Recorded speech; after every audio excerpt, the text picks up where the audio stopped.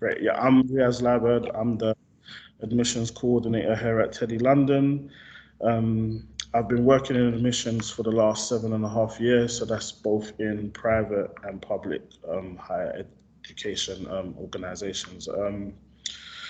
Before we start, obviously, personal statements is something that not everyone may have had to write one before.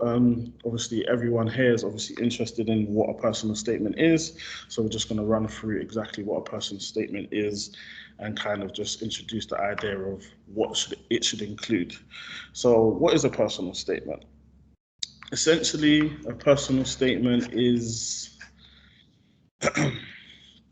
an opportunity for you to articulate why you'd like to study a particular program, what skills and experience you have, and basically just an opportunity for you to sell yourself to whatever universities that you're applying and let them know why you're a good candidate.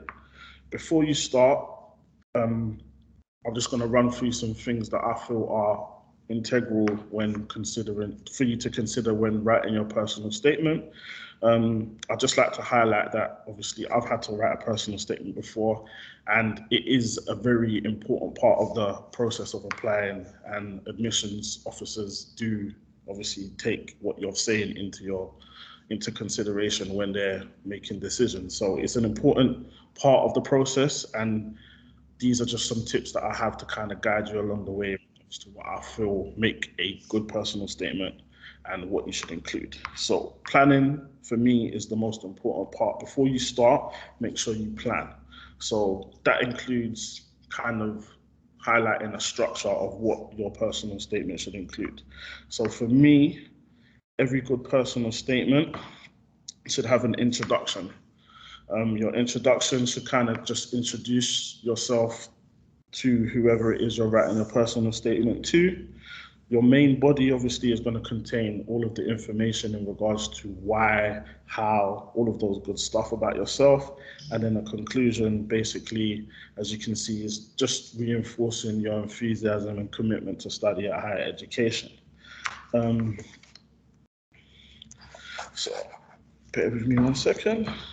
Some tips to remember before you actually start is that your personal statement is going to be limited. So you have 4,000 characters, which is approximately 47 lines.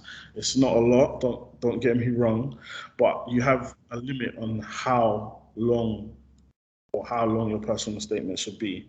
I would suggest writing your personal statement initially, your first draft. Don't consider the word limit or the word count. Just write as much about yourself or why you're enthusiastic about the program that you're looking to study. And then when you're redrafting, you can take out the less important bits and stuff like that. Another top tip for me is don't mention any university by name. Obviously, you only get to write one personal statement, and this goes out to however many universities that you may be applying for. Hopefully, you'll be applying for TEDI-London, but if you are applying for more than one university, you don't necessarily want to mention any particular university by name because it makes it seem that you may have a preference. And believe it or not, that may be taken into consideration when they're making a decision. So your introduction. Your introduction. For me, a good introduction is always straight to the point.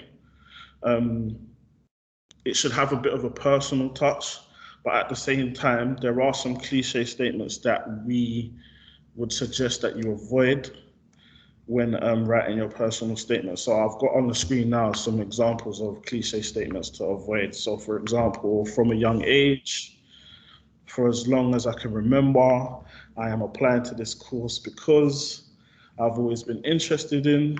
Throughout my life, I've always enjoyed. Try and stray away from those types of personal statements because obviously, like I said, if you're reading hundreds and hundreds of personal statements, you're looking for the ones that are different and unique and stand out from the rest. So if you come across one that says, I'm from a young age, immediately you just fit into the box of, oh, I've seen this 100 times before. There's nothing back. Not that you can't change that perception, but it's just your introduction should kind of, in a sense, set you apart and why you're different from everyone else. Another tip in regards to writing your introduction is when I was doing my personal statement, I found that I was struggling for a long time to kind of find the perfect way to introduce myself. But just randomly one day it came to me, and I'd already gone through, wrote the majority of it, had a conclusion and everything, and then my introduction came to me just like that. So it might be something for you to consider, that not to get too caught up in trying to find the perfect introduction. It might come to you later on down the line.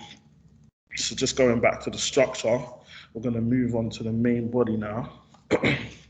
So like I was explaining before, your main body should kind of outline how you're going to contribute to university life, get into a lot of detail about any skills and experiences that you may have, and also articulate your reasons for wanting to study whatever program it is you're studying.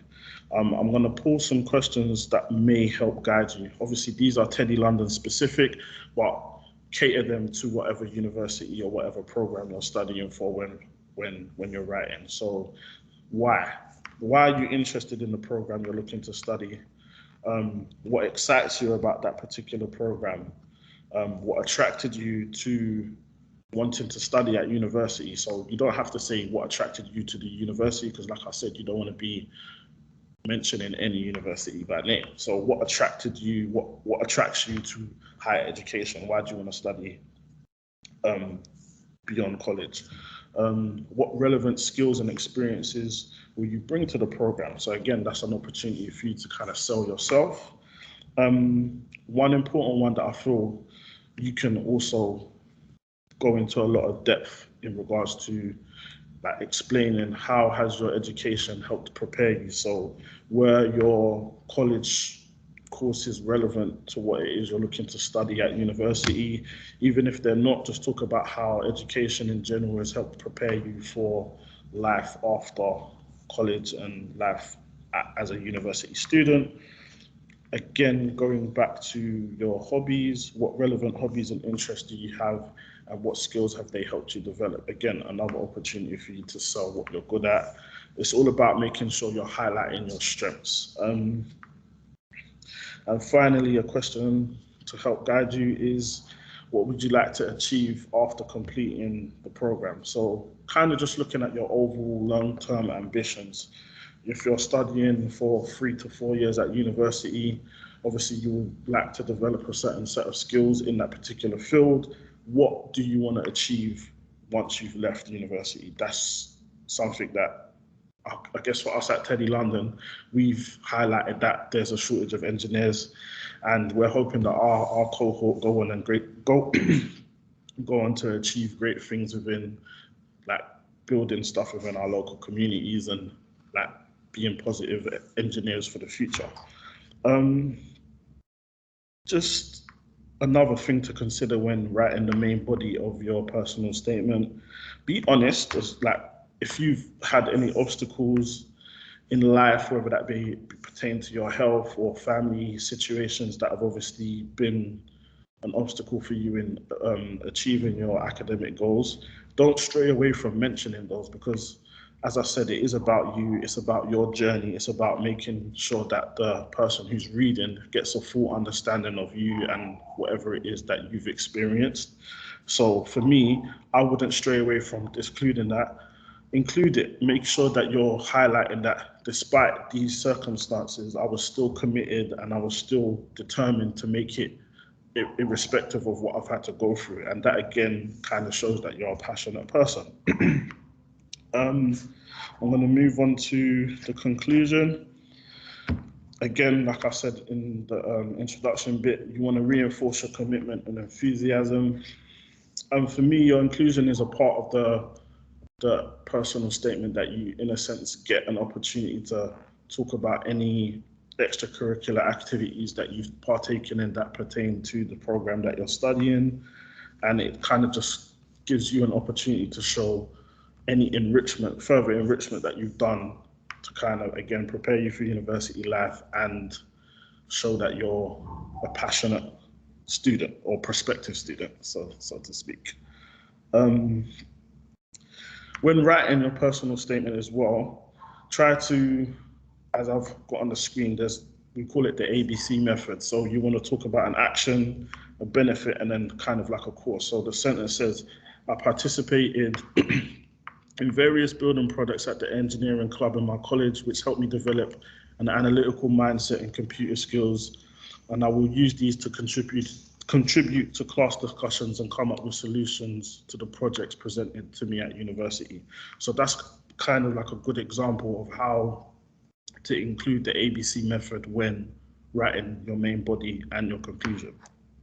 And finally, so once you've had your introduction, your main body, and your conclusion, the main tip for me, it's not even a tip, it's just don't copy. It's forbidden. UCAS do have a similarity detection software that kind of will pick up on any phrases that you've used that they find are similar to a lot of other personal statements. So no going on Google, type in personal statements and basically copying and pasting from other people's work. If that comes through and there's a similarity detection, an admissions officer is going to see that and they're automatically going to put their nose up, because like this is an opportunity to talk about yourself. You shouldn't necessarily need to plagiarize from someone else.